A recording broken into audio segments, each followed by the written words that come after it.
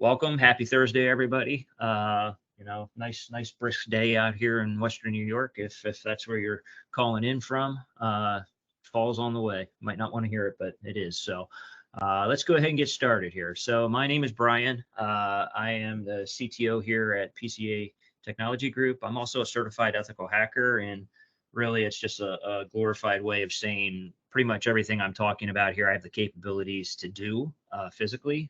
So it's just in order to talk intelligently about it, you got to know how to do these things. So it's one of those type of situations. So let's go ahead and get started. So it's a real busy screen here, and I'll explain why in a minute. So why cybersecurity? Well,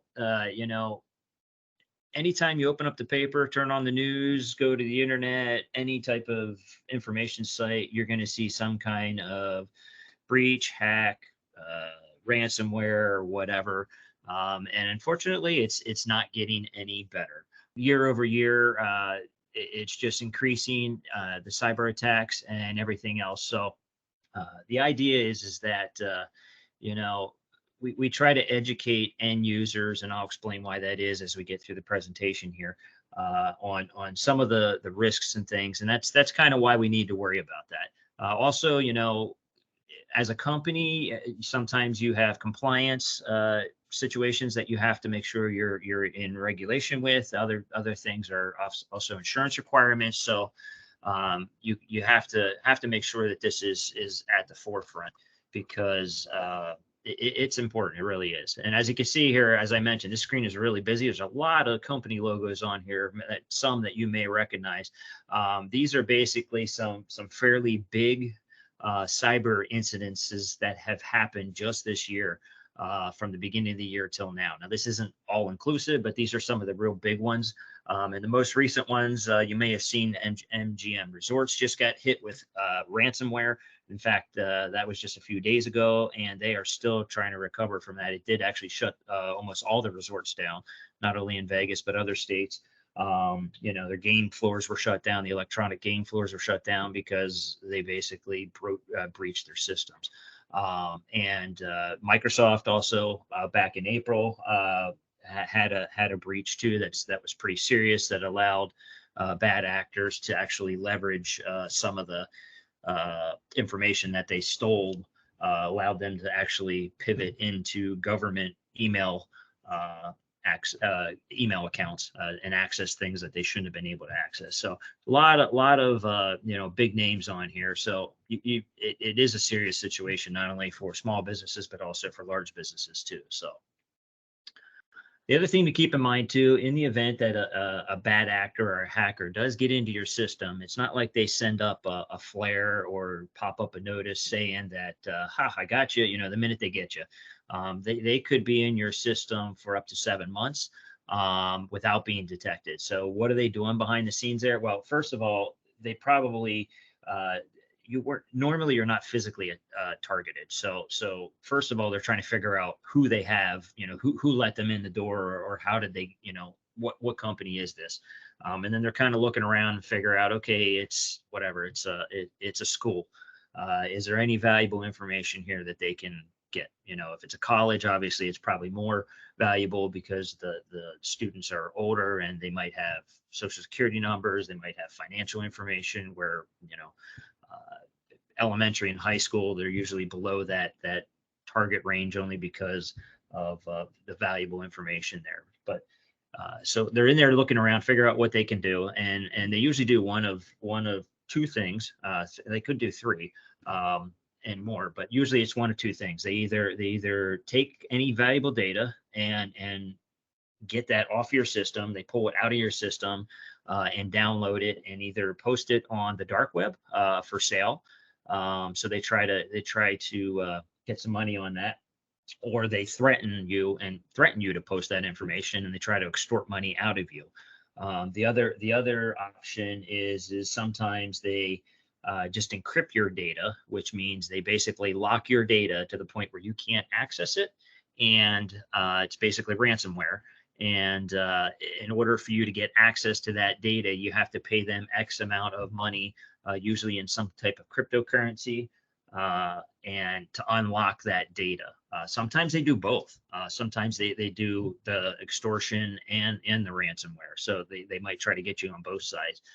So that's kind of what they're doing. They're trying to figure out what it is, who they have, and what is valuable.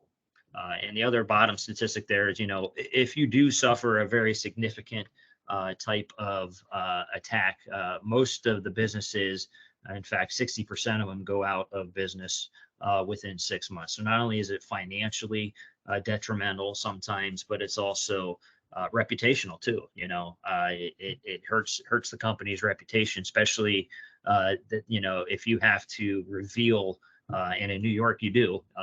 You have to reveal a breach to any of your clients. So you have to make it public knowledge that you were breached, or you will be fined. So it's one of those situations that it's not something you can just keep to yourself. So moving on here. So who's responsible? The reason why we hold these is because a lot of folks think that, well, it's not my company, I'm just an employee, or it's the IT provider or my internal IT staff that is responsible. When in reality, it's everybody that is on this call right now. Everybody, from owners, employees, it's everyone. In fact, most of the time, the way that bad guys get in is through end users, because it's the easiest way to get in. And I'll get into that here in a few slides here, but just be aware that that's why we hold these, and we're going to kind of show you some tips and tricks on how to avoid some of those bad guys tactics. So as I mentioned, the easiest way into anyone's system is through the end user, or the person is sitting in front of the computer. And that tactic is really called social engineering. So there's a variety of different methods that can be used for social engineering, but in reality, it's just manipulating the human tendency to either trust or to act in certain ways. And it's extremely easy to do.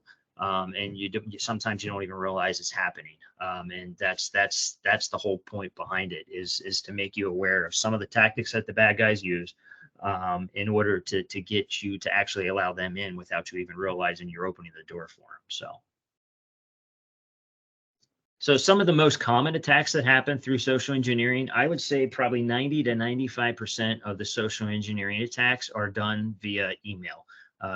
Some type of email transaction. It could be phishing, it could be spear phishing. BEC stands for business email compromise. But we'll talk a little bit more about those. Sometimes social media can be used too.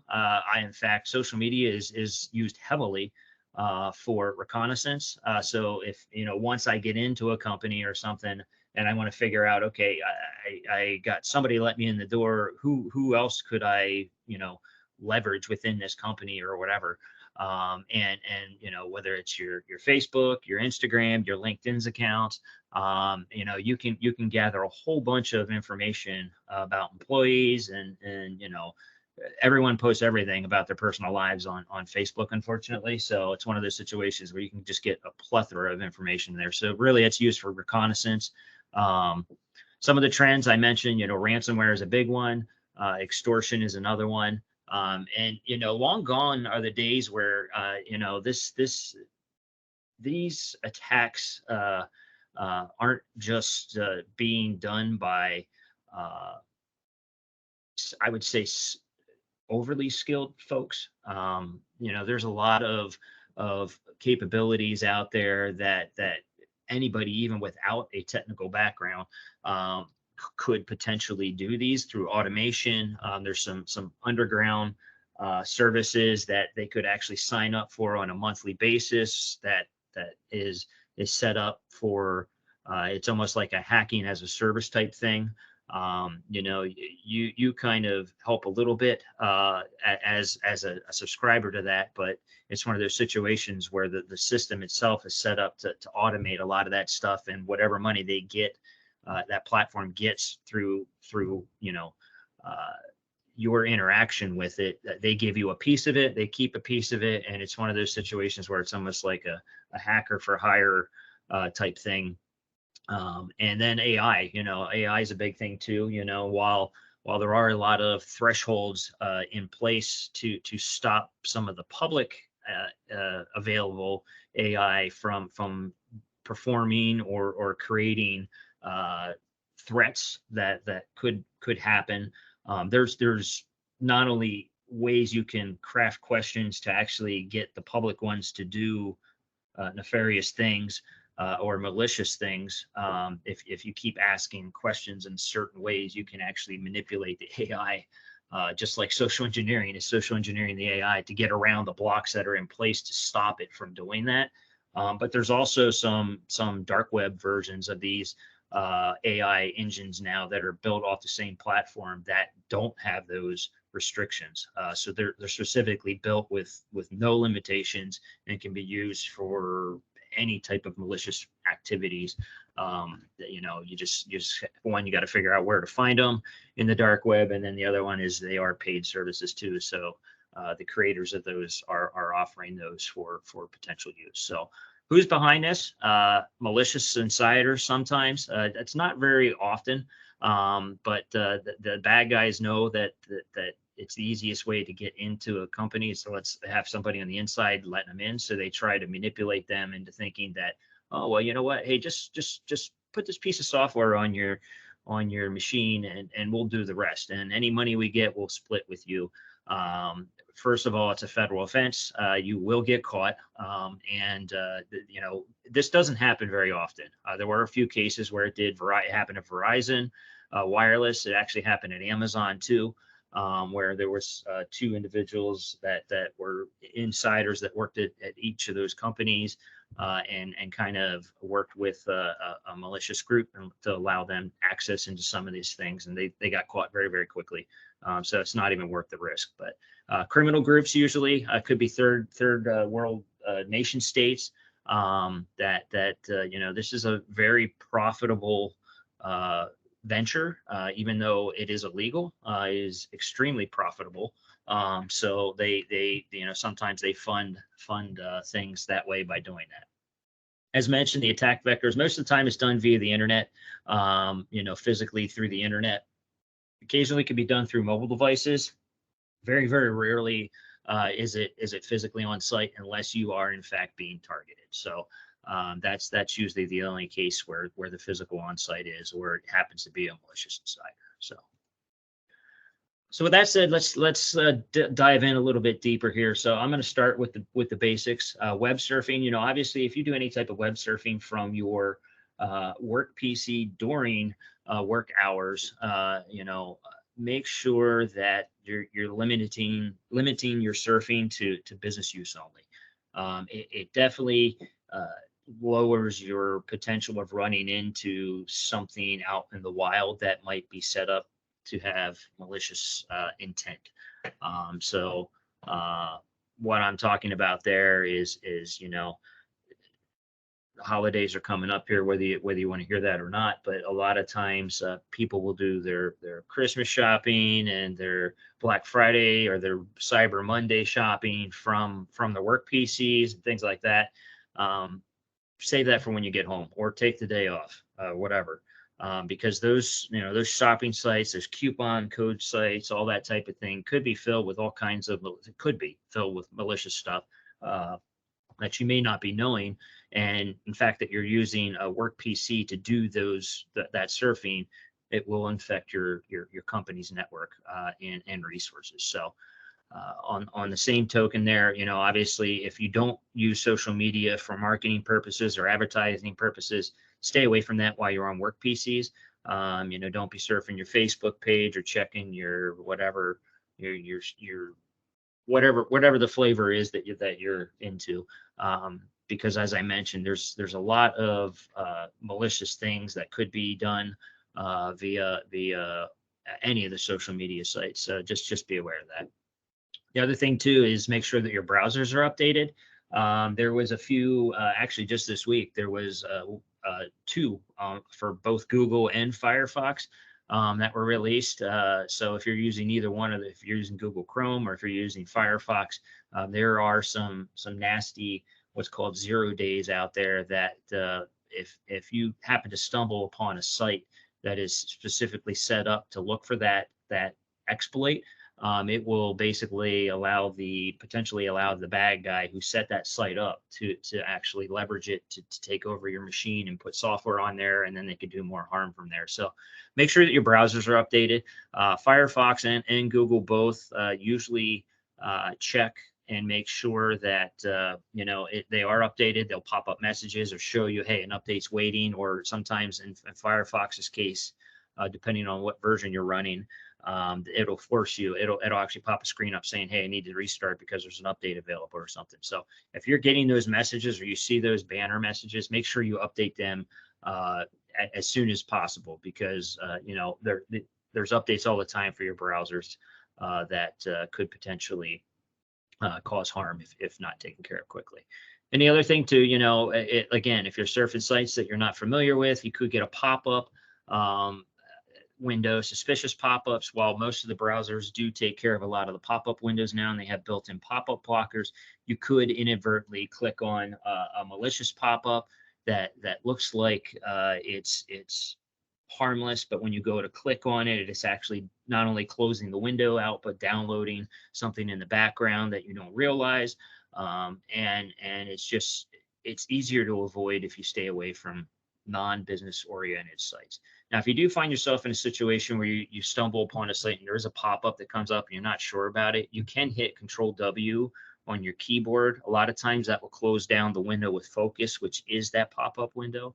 If that doesn't work, you can also hit Alt F4 on your keyboard. That will actually close the entire browser down. So that kind of avoids you of having to actually click on those windows if you needed to. As I mentioned with the social media, or the social engineering, I'm sorry, and how easy it is to actually get somebody to click on something. If I get into your system and I'm setting up a malicious website and I want you to click on something that you may or may not normally click on, I'll start firing a whole bunch of adult-oriented pop-up windows that are just popping up 10s, 20s, 30s at a time on your screen as soon as you visit that site, and you're going to start panicking. And so what you're either going to do, if you're on a laptop, you might just close your laptop to try to stop it, or to at least have somebody see what's going on behind you because you're embarrassed.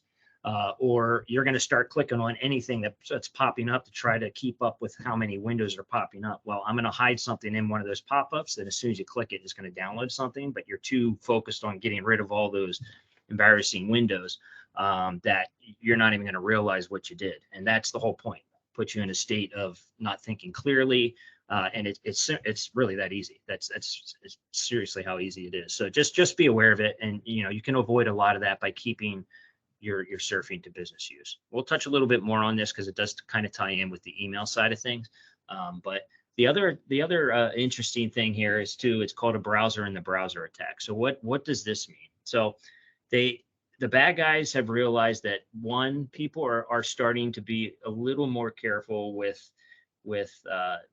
things on the internet. They're starting to be more, at least, vigilant and sort of hyper aware of some of the bad stuff that could happen out there. The bad guys also realize that people hate remembering umpteen passwords for multiple sites. And we'll talk more about that later when we get to that section. But so what they've done is they've created and leveraged a potential exploit that will allow them to leverage and use SSO, or single sign-on. So what that is it basically is if the site is set up for that, you can leverage an existing login for one of your other sites. In this case, it could be Microsoft, it could be Facebook, it could be Apple, Google, Discord, Steam, whatever, those type of sites. And you can leverage those existing logins for a different site if it's set up to do that. So you can see on the screen here, obviously we're going to a site here. In this case, it's going to say, okay, do you want to log in? Do you want to sign up or log in with your Apple account, your Google account, your Facebook account, things of that nature. So what the bad guys are doing are setting up fake versions of these and leveraging it to steal credentials. So, and I'll tell you, it's extremely difficult to detect. visually, and it's super easy to fall for. So I'll show you some examples here of what I'm talking about. So in this case here, let's say you go to a website and it's a site that you've never visited before, and it's asking you to potentially log in, or sign up. So instead of signing in with an email account, which is how I would recommend. So if you go back to this screen, you can sign in. You can sign in like with an email account is what I would recommend. But let's say you don't do that and you happen to use your Facebook account. So you can see here on the left-hand side, this is actually a fake version trying to leverage your Facebook credentials.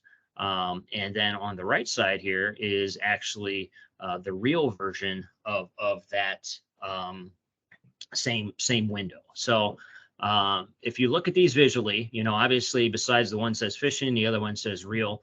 Visually, all these fields line up. They're exact same thing. So that passes the sniff test. I'll kind of say. So more super savvy people will be okay. Well, let's look at the URLs here and see if they match up. Well, look, this one says facebook.com, blah blah blah blah blah, and so does the real one. So if you look at this, the fake one in its entirety and the real one, they will match perfectly. So there's no red flags there. So let's go one step further. And hey, is there a padlock there? Yeah, there is. Okay, that means it's secure. And hey, there's a padlock on the real one too. Hey, that's secure too. Even if you look at the certificates, it will show it's a Facebook certificate. So visually, this looks real. This absolutely looks real. The phishing one. And visually, all the checks, everything checks out. I wouldn't even think twice, normally wouldn't think twice about entering in your credentials here. So what happens if you enter your credentials here on the phishing side? Well, you're going to put your username in there, which is usually your email address or phone number. In Facebook's case, you're going to put your password in there.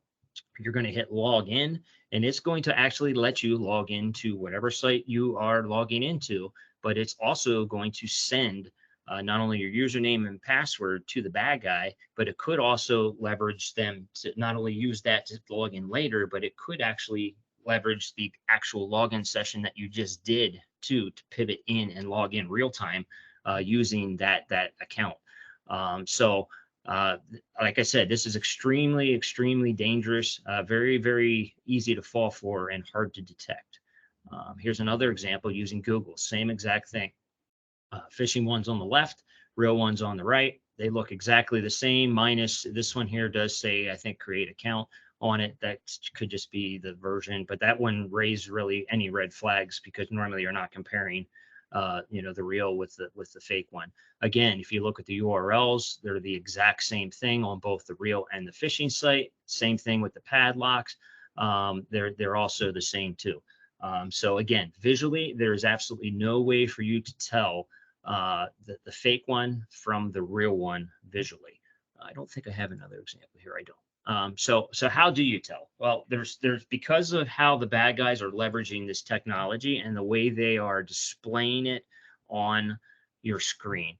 If you do decide to use single sign-on, in this case, either Facebook, Google, or whatever the single sign-on method is, and you are convinced that the site you're on is a valid site to do that, what you can do is if you actually grab the top of the window that's going to pop up, whether it's the fake one or the real one, grab the top of that window and try to drag that window outside of the browser that you're currently in. If it breaks the borders of that browser and pops up as an individual window outside of the browser, that is the real one. If you do that with the phishing site, you're going to find yourself that it won't break out of that window and will not come out of the browser window. And that's because of how they're painting or displaying this box within the browser. So what you want, if you have that situation, it could very well be a fake one. And I would caution you to not put your credentials in there. I would use a different method to log into that site. And personally, as I mentioned, I would use individual email and separate logins for every single site. That's just my recommendation. But that's how you can tell the difference between the fake one and the real one in this situation here. So much like the web browsing thing, email is the same thing. As I mentioned, about 90 to 95%, at least around there, is of the attacks are done via email. So you've got to be super vigilant and hyper aware of everything that's going on within your email. How do you do that? Don't utilize your work email for personal usage. That is the number one easiest way to start picking up on some of these tactics that the bad guys use. What does that mean? Again, I'll go back to the shopping thing because, Black Friday, Cyber Monday, that stuff's coming, and it's coming fast. And everybody wants to get on those deals. So what do? They use their work emails to sign up for all those notices. They use their work emails to sign up for their Amazon accounts, their eBay accounts. Don't do that. Don't do that. The reason why is because the bad guys leverage a lot of fake purchase notices, invoices, shipping notices, things like that.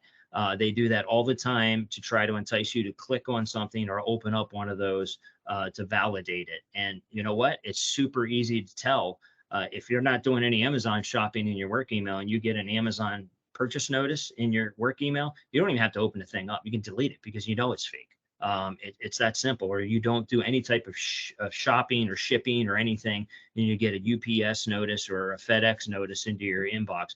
Why would you even open it if you know for a fact you don't use that for anything that would even require shipping? It's just a common way to avoid some of those technical tactics that happen here. And the other thing too is that by doing that, you're really lowering your risks from a productivity standpoint too. That you're not getting bogged down in things that shouldn't be done. On the flip side, don't access your personal email while you're connected from or to your, if you're connected with your work PC or you're using your phone and you're connected to the corporate wireless, don't check your personal email from those devices either. Reason being, it's kind of the same thing as if you would be checking, sharing your work email for personal usage, because you're opening that email up and potentially could fall from one of those while you're connected to the work network. You can check it from your phone, but just make sure you're using your data plan on your phone, your cellular plan, and not connected to any wireless network within the work network.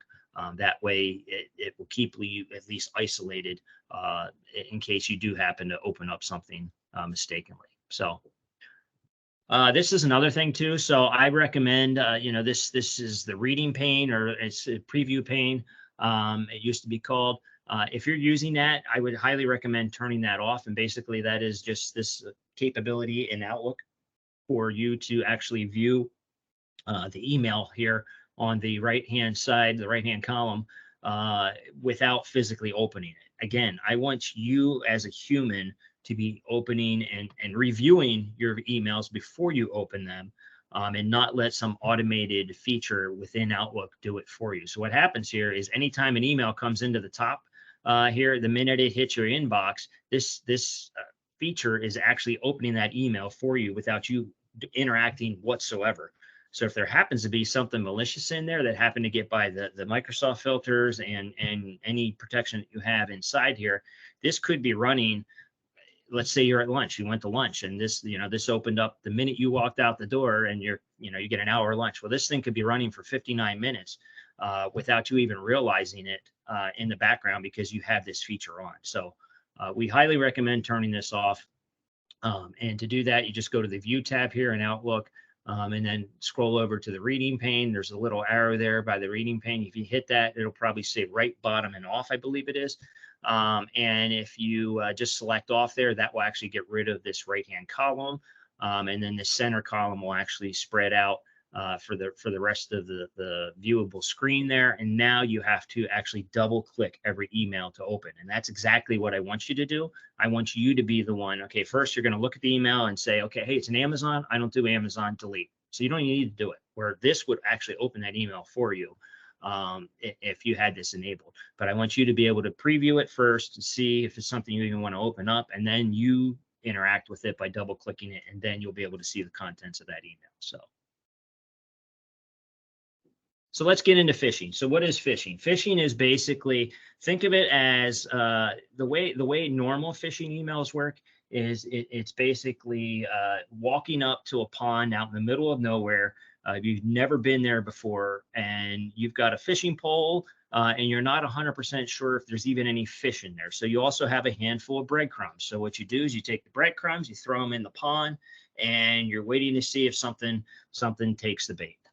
So that's pretty much what phishing is. They basically send out thousands upon thousands upon thousands of emails to just email addresses that were harvested in some way, shape, or form, and they're hoping that somebody takes the bait.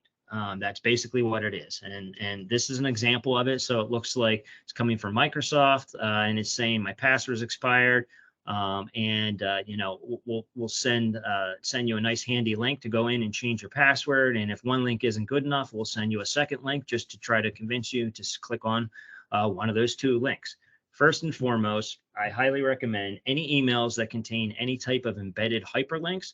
Do not click on any of it unless you are expecting it. And I'll get to that, what I mean by that. So any type of links, if you think this is actually valid and it's coming from Microsoft Outlook and you're an Outlook client user, what I want you to do, instead of clicking on these links, I want you to go to a brand new browser, Firefox, Chrome, whatever, Safari, if you're a Mac user. I want you to open up that browser. I want you to go to microsoftonline.com yourself by typing it in there and then log in that method. And if this is valid, as soon as you log in, it's going to say, hey, you need to change your password. Please do so. That way, you know for a fact you're getting to the right page.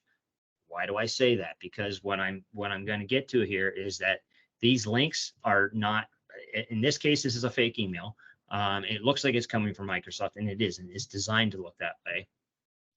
And these links are going to send you to a site that looks like Microsoft. It was set up specifically by whoever sent this phishing email out. And it's going to try to capture your login information. It's going to let you log in. It's going to ask you to log in. It's going to look just like the Microsoft login, and you're going to put your username in there. You're going to put your password in there, and it's one of two things are going to happen. It's either not, it's not going to work because it's not really the right Microsoft site, and sometimes you just get caught in a loop. It'll keep asking you and asking you and asking you and asking you, and won't go anywhere. What it's doing every time you enter your username and password in there, it's actually sending that information to whoever sent this email and set up that website. So you're now giving them your username and password that they will in turn try to use later on down the road.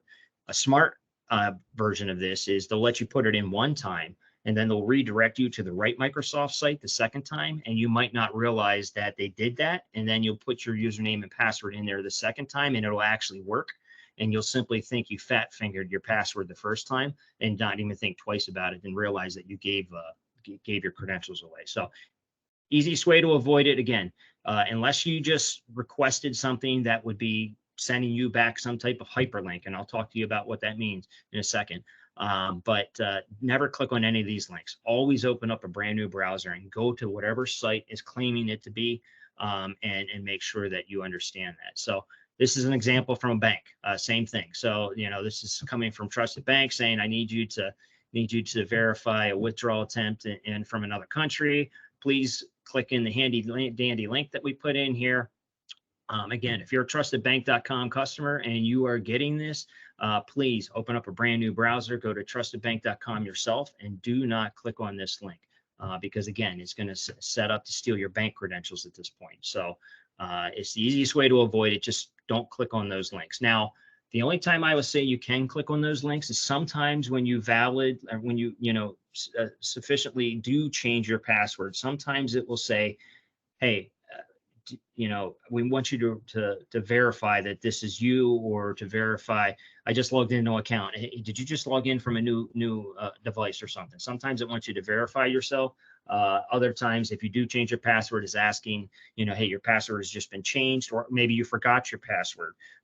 Those type of links you can click on because that's something that you just generated, and are expecting some type of response with a link. That's okay. But if you're getting something like that out of the blue, never, ever, ever click on any hyperlinks within there. This will cover you a high rate from most of the tactics that are used in phishing emails. So So again, this is just kind of an example real quick on how it works. A hacker ends up sending something to the mail target. Mail target clicks on a link, goes to a site that sends the creds to there, and now they have access to whatever that site that you thought you were getting to. And most of the time it's Microsoft, because they went into email accounts and try to manipulate people by using a known email account of somebody that they're already communicating with. So it happens a lot. So it's a visual example of how easy it really is to do. So we move on a little bit. This is still phishing, but this one is a little more targeted. So this one, think of it that you're walking up to the pond and you know there's a particular type of fish in there, whether it's a bass or whatever, and you have the bait for that specific fish. That's kind of what spear phishing is. So spear phishing is really targeting, and most times than not, it's pretending to be an internal employee and targets HR or payroll.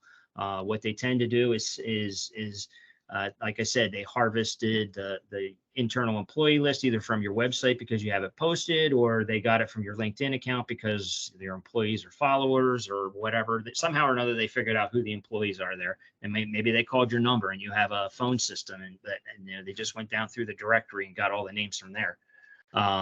But anyways, it's one of those situations where they're pretending to be an internal employee. They send an email to payroll or HR, whoever handles that type of thing, and says, I want to change my direct deposit information, and here is the new direct deposit information, and I want it done immediately.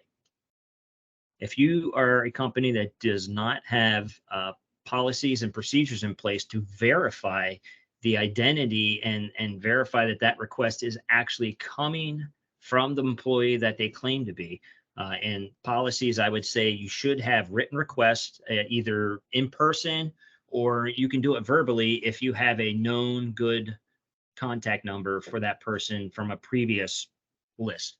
Don't do anything that they're sending via email, because that could just be the phone number of whoever is sending this email. So what happens is if you blindly follow this, you're going to send that employee's payroll to basically a drop account that was set up at another bank with stolen credentials. The minute that money hits that bank account, it's going to be closed out, emptied out, closed out, and they're going to be gone with the wind. And then by the time the real employee realizes that they didn't get paid, they're going to come back to payroll saying, hey, I didn't get paid this week. I'm like, oh, well, yeah, we put it in your new account. It's like, what are you talking about? That wasn't me. And now you have to reimburse the real employee, and you're probably losing out the money for the fake one that you blindly followed. So you've got to make sure that you're verifying the authenticity of whoever's making any type of email request. I personally recommend face-to-face because it's the easiest thing. Get it in writing, and call it a day. Now, I know there's a lot of companies that are working in remote workforce now, so it might not be quite as easy to do that, but you can verify via phone calls, but you need to make sure that number is a known good number for that individual and not something they're sending across via the email that is asking for this to happen. So then we move on to whaling. So what is whaling? Well, whaling is pretty much exactly what it sounds like. Whaling is what? It's not actually not a big fish, but I think it's whatever it is, a mammal or whatever, I'm not sure. But anyways, whaling is the big fish. So you're going after, you're either pretending to be a sea level or you are targeting a sea level. Usually it's someone pretending to be a sea level and targeting somebody that works underneath that sea level. So in this case, it's someone pretending to be the CFO. And I'm assuming in this case, Sean is probably somebody that works under Roger. Again, you can get that information very easily through websites, LinkedIn's, things of that nature. Sometimes. And he's asking, hey, are you busy? I'm out of the office and I need you to transfer a wire transfer for me today. The other tactic is I need you to go buy me some gift cards, Amazon gift cards, eBay gift cards, Home Depot gift cards, whatever. And again, any type of financial transaction that is being requested via email needs to be verified verbally or in person. So in this case, if I was Sean and I saw this request come through, the minute I seen this, I would be getting up. If I'm in the office, I would be getting up and walking over to Roger's office and say, hey, did you just ask me to do a wire transfer? if I'm not in the office or Roger happens to not be in the office, I'm going to call him on his cell phone, on a known good cell phone number that we already have on record for him, and ask him the same thing. Again, don't blindly follow any number that might be attached to this email, because it could just be pointing to whoever sent this email in the first place. Same concept. You send the money and a wire transfer, it's gone. It is gone. Especially if it's done through Western Union or something like that. And again, that person is, you're pretty much out of luck, whatever the money is, and it's going to be, that person is going to be gone with the wind probably. So just be aware of these type of tactics. So one way you can avoid these, besides being hyper vigilant and again, being aware that any type of requests you shouldn't be doing unless you verify, and also don't click on any links. One tactic that you can do is set up what's called external sender notification banners. So that's what this yellow thing is it's basically a banner on emails that any email that comes in from the outside is going to have this banner on it. Now, there's another way to set it up. You can actually tag on a subject line before here that says external, and then whatever the subject is.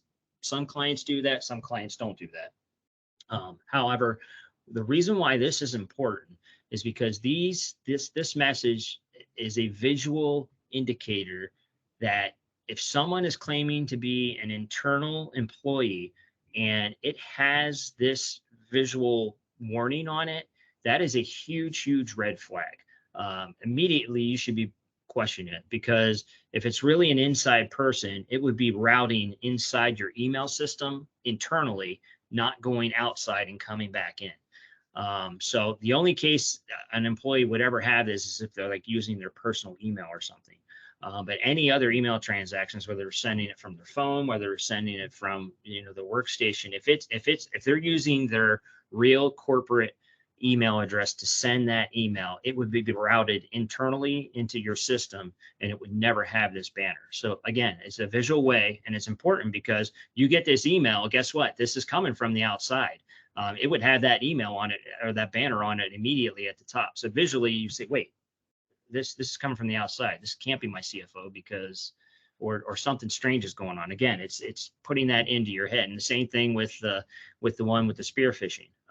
This again would have that email banner on top here, because it's physically coming from the outside into your email. So again, it's one of the situations where visually it's something that you can quickly tell that something might not be what it is. So just be aware of that, and it's free. So the other thing too is consent phishing. So the bad guys realize that some of the folks are getting smarter. So what they do is they're using applications now, and they set up malicious applications. So you might get a pop-up that says, oh, hey, permissions requested. And if you're not careful and you just blindly click this, this is going to give basically them full-blown access into your entire Microsoft system. Your emails, your contacts, your SharePoint, your OneDrive, your Teams, everything. You're basically giving them full-blown access by just blindly clicking accept here. So if you ever have a pop-up for an application, a Microsoft application that comes up saying it needs permissions to connect, unless it's something that you're doing some integrations for, 9 times out of 10, these are probably not valid. Now, there are some situations where they're used for some integrations like CRM packages or things like that. But if you ever do get one of these and you're not 100% sure you're one of our clients, you can simply call our service desk. Our service desk can remote in quickly, take a look at it, and tell you, yeah, it looks suspicious, or no, it's valid because you're installing, whatever, some kind of new integration for your CRM package or your whatever, your ERP package or something. So just be aware of that. You don't blindly click on these things. In this case, if you're going to blindly click on anything, hit cancel, because that's your best bet. But again, that's what the bad guys are trying to do now. So the other thing too, and I know these are used heavily. In fact, we use them too here for advertising purposes, is squishing. So this is basically using QR codes to send people to websites that, if you're not careful, you don't trust the sender of where this is coming from, you're not going to really realize where you're going until you get there, because these are usually containing shortened URLs, so you can't even, even if you scan this with your phone and try to look at the URL, it's probably a shortened version of it. So you really won't know the destination until you get there. So just again, you need to make sure that any codes that you're scanning, are valid, and you kind of trust the entity that is supposedly giving you that code. Perfect example of social engineering for this. I think it was 2 years ago. It might have been the last Super Bowl. I forget. It was either the previous one or the last one, whichever it was. There was a Super Bowl commercial that all it was a QR code that was on a complete blank screen, and the QR code was just bouncing around the screen like the old days of Pong for us that remember the Atari days. It was just bouncing back and forth on the screen. Blank screen, no words, no nothing, just a QR code during one of the commercials. I think it was like a 30-second commercial. And the statistics of how many people clicked on that was in the millions. And it is crazy to think that now that was not harmful. It was harmless, and it was great marketing because people were curious and they wanted to know what it was. And literally 1 million plus people clicked on that during that commercial or throughout that commercial. And it just goes to show you how easy it is to manipulate people. So you just got to be very, very careful on what you're scanning, what you're not scanning. If I was physically targeting you, I know you go to a specific restaurant, I could drop one of these as a touchless menu at that restaurant. And I guarantee you, because of the short-staffed folks, even the people that work there wouldn't realize they're on the tables until probably hours after the fact, just because they're overwhelmed, because they don't have help and they're busy, and it's just easy to do, unfortunately. So just be aware of that. USB and mobile devices. We'll speed this up a little bit because we're running out of time. If you ever find a USB flash drive, that's the little USB keys that sometimes people use. Don't blindly plug that into your machine because there could be something malicious on it. As soon as you plug it in, it could run something and allow somebody in from the outside. If you do happen to use those to transfer files back and forth, sometimes our architectural firms use that because of the CAD drawings and stuff. The images are too large to send back and forth sometimes, so they carry them physically on USB keys to their clients or something. Just make sure you're doing virus checks at both sides, one where you're putting it and one on the other end when you plug it in, because something could hitchhike its way back onto that USB key inadvertently.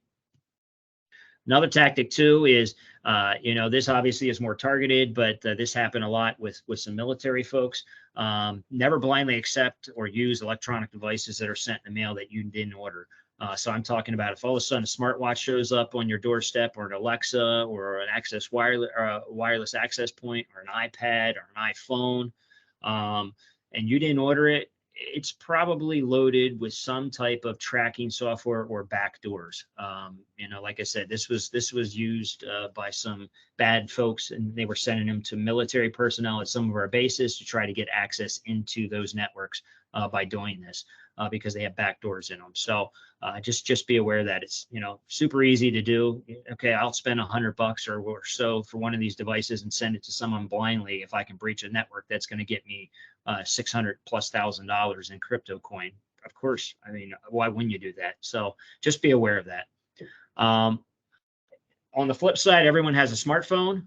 Anybody that has a smartphone knows these things are pretty much battery hogs too. In the event that you do need to charge these, they're USB charged usually. Even the Apples are now USB, or will be USB charged here. Don't plug those into your desktop or your laptop. I know you can do that, and it will charge these devices, but what you may not realize is while it's charging this device, it also turns it into a USB key. So just be aware that if there's something malicious on that phone that's just waiting to be plugged into a network, it could actually reverse infect your machine by plugging it into your desktop. Make sure you carry around that wall brick that plugs into the electrical outlet. Use the electrical outlet to charge your phone, not your laptop or your desktop. If you're out and about in public, you also need to be aware of malicious public charging stations. Those are the ones that might be set up at malls, at bookstores, hotel lobbies, airports, things of that nature. Again, while they're trying to be convenient, there could be malicious ones set up that you may not realize. And what it does is the minute you plug it in, it's actually going to steal everything off your phone while it's charging your phone. So it will steal your contacts, your emails, everything basically off the phone. It's going to potentially pull off of that. So you got to be very aware of that, and just again, carry that wall brick with you. Most of those wall bricks are very, very small in size. In fact, I got one here, very small in size. You can put that in your pocket. You can carry it on the plane. Obviously females, you can throw it in your purse real easily. So it's one of those things where you can carry it with you. Or if you're traveling out and about, wait till you get to your car, use your car to charge it, just so you're avoiding that potential of what's called juice jacking, and they can steal the information off your phones. So real quick here, passwords. We recommend our passwords to be complex, secure, and unique passwords. Again, I recommend individual accounts for every single site. I don't like single sign-on. While it is convenient, there's also a risk of if one of those gets breached, every site using that gets breached potentially. So our minimum characters are 11 characters right now, and I'll explain why in a second. So we want your password to be at least 11 characters. It also has to contain a special character. That's something like the pound sign, the @ sign, $sign, some character like that. It also has to include at least one uppercase letter and also at least one number. So it has to contain at least all of those and be 11 characters. Everyone's probably saying, I'm never going to remember that. How do you expect me to do that? Well, there's a couple of different ways you can do it. You can do it with online managers. So there are some cloud-based online password managers that will keep track of your passwords for you. I am not a fan of those, only because the bad guys also know that everyone stores their passwords there. And if you go back to the beginning, one of the beginning slides with all the logos on there, there's really 5 really well-known ones out there that do this type of offering. And that one, out of the 5, 3 of them have been breached already, and 1 of them has been breached 3 times now. So again, you're putting your security into somebody else. If that company gets breached, all your passwords kind of go with it. So I don't like using those. What I do is recommend storing them in a secure way, and you can do that in a variety of different ways. You can store them in a secure document. But make sure you're storing it in a secure way. And what I mean by, you're not putting your actual password in an Excel spreadsheet. While you may use an Excel spreadsheet to record these passwords, you're not going to actually put the true password on that sheet. And how you're going to do that, you can do it a couple of different ways. You can do it by known missing characters. So on that spreadsheet, you may have a portion of every single password that is different, but the missing piece is the exact same. Now, obviously, don't use something like your initials or things like that, but use something that you can remember. It could be, I'm going to put, in this case, you can see here, extra characters are missing characters. It could be whatever, the first 2 and the last one. The position of the missing characters, what characters are missing. So when you look at your spreadsheet, all you see is the capital S, the $sign, the W, the O, the R. You need to add whatever that missing character, 2 characters are at the beginning and 1 at the end. That way, if someone does happen to get that spreadsheet, they're going to look at it and they're going to try the passwords that are on there. It's not going to work. And they're going to try the next one. It's not going to work. They're going to try the next one. It's not going to work. And they're going to give up because they think it's an old password list and they're just going to call it a day. So it's a way of physically recording your passwords without showing what the actual real password is. The other thing is adding characters. So you can also add characters to this. So you can add extra characters. In this case, we're adding 2 extra characters at the beginning and 2 extra characters at the end. So you could do it that way too. Now, with adding characters, you've got to be careful because you can't use the same characters that you're adding to every single password. Doesn't matter what you do, but you got to randomize it. And the reason why that is because if I go through your password list and I see every one of your passwords starts with AB and ends with ZT, I'm going to recognize that pattern and I'm going to pull them off. And guess what? Now I got your password because I know what your pattern is. But if you're randomizing that, so like the first one could be AB, the next one could be, in this case, Q4, that is randomizing those added characters. Doesn't matter what they are because you're not going to use them anyways, but that will at least keep me from recognizing what that pattern is. So it's a way of recording your passwords without physically writing the real one down. You can use a combination of both, missing and and added characters. So, you can get real tricky with that.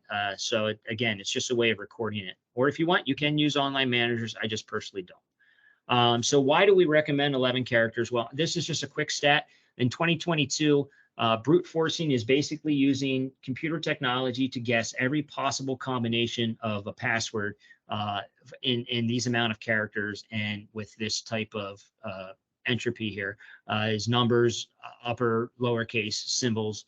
So for an 11-digit password, last year, actually at the beginning of the year, we were recommending 9.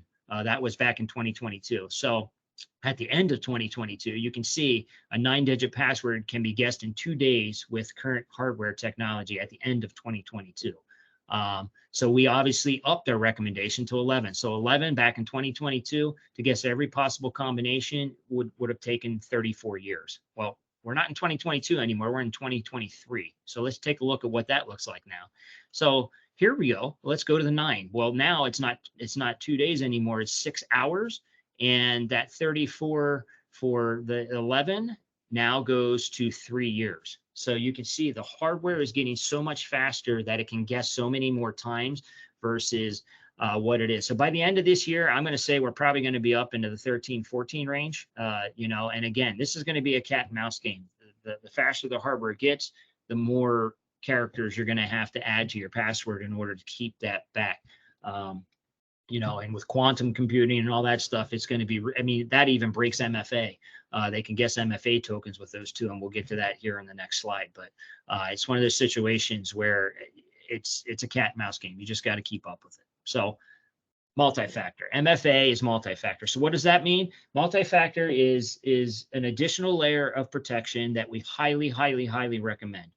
Is it foolproof? No, and we'll get to those stats here in a second. But what it does is not only will you use your username and your password, once you put those two in, it is going to then ask you for a token that's usually on your phone, or it's going to send you a push saying, hey, are you trying to log in? And you hit yes, and then it will let you log in. So it's a second factor, something you know, which is your username and password, and something you have, which is usually your cell phone.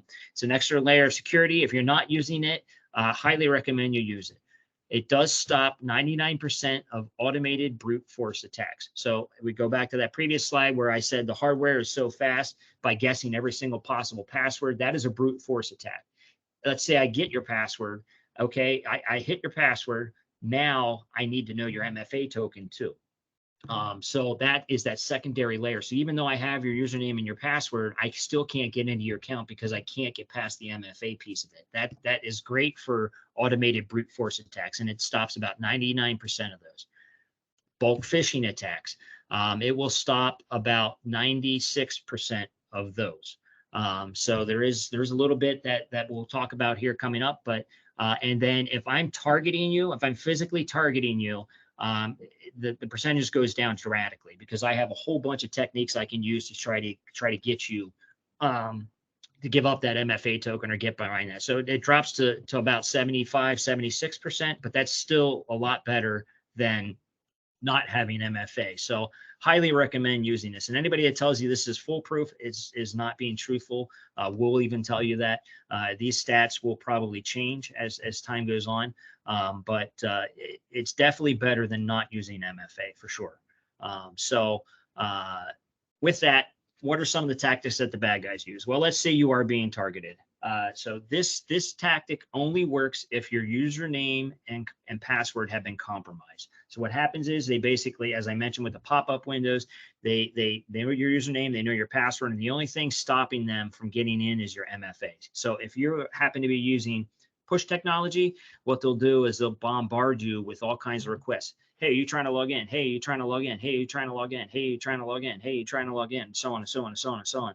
Eventually, you're going to get pissed off about it enough, and you're just going to say, oh my God, make this stop, and hit it, especially if they do it at nighttime when you're trying to sleep or something and your phone's on. You're going to hit accept. Now you just let the bad guy in because they just bypassed your MFA. If that's happening for you, highly, highly recommend, first of all, figure out what account it is, and you need to change your username and password immediately. That will stop it because you've got a compromise in your credentials. So that will stop this potential attack. Another targeted attack that they use is something called adversary in the middle.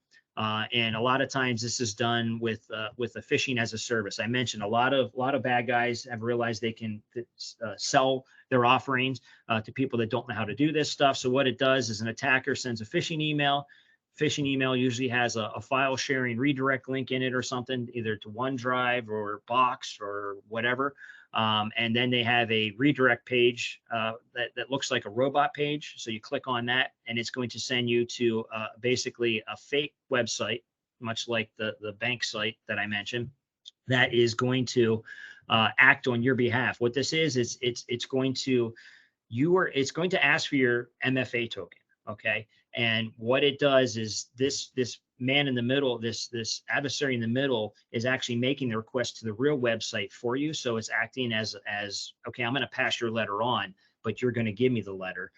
So when you do that, you're going to authenticate to the real website with your credentials and your MFA. And then I'm going to grab that cookie session that has that MFA authentication in it. And now I can actually go right in directly, even though you have MFA turned on, I can reuse that and log in directly to that site, not even having your MFA token. So this is really targeted attacks, but it's just to show you that it can happen. And that's why that goes down to like 75, 76%. So you got to be very, very aware of what you're doing and where you're going, bottom line. So some reminders, don't click on links within emails. Always verify the person is who they claim to be. Use strong passwords and MFA. Make sure you're storing those passwords securely, and disable accounts. If you have that, make sure you're backing up your data as well too. So hopefully that gives you some information on how to better protect yourself against this type of thing. You will get a certificate that you've gone through this if you're doing it for company compliance. There's some links here too as well for other things. I don't see any things here. The other thing too is there's a contest going on for Protect. We are giving away some Bills tickets.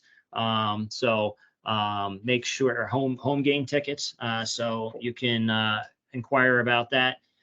Also, the other thing, if you do have any questions, you can email those to info@PCATG. I don't see anything here, so I apologize for going over just a hair, but thank you for your time today, and look forward to seeing you again in the future. Thank you, everybody.